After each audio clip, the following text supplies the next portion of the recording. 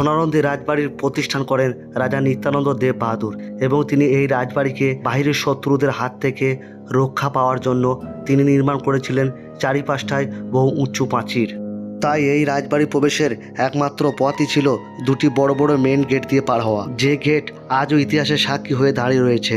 আর এই গেটটা শত্রুদের পার হওয়া ছিল খুবই দুষ্কর, কারণ এই গেটের দুই পাশে ছিল সেনাদের কক্ষ, দুই পাশেই থাকতো প্রচুর সেনা মোতায়েন। এবার জানার বিষয়, 1 নম্বর গেট শত্রুরা পার করলেও 2 নম্বর গেটে তাদের কী পরিণতি ঘটতো। এই 2 নম্বর গেটের ধারে কাছেও শত্রুরা আসতে পারতো না।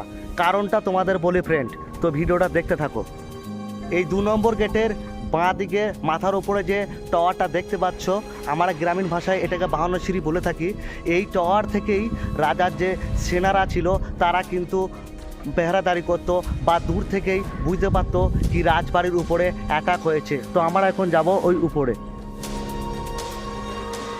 এই টাওয়ারের ওপর থেকে দেখলেই বোঝা যায় কি সৈনিকরা খুব সহজে অনেক দূর পর্যন্ত নজর রাখতে পারতো। একটা এই পাশে থাকতো কামান এবং একটা এই পাশে থাকতো কামান। কামানটা তোমরা স্ক্রিনের মধ্যে দেখতে পাচ্ছ, এই যে কামানটা, বর্তমানে এই কামানগুলো দেখতে পাচ্ছ ফ্রেন্ড রাজবাড়ির এই মন্দির বাড়িতে রাখা হয়েছে।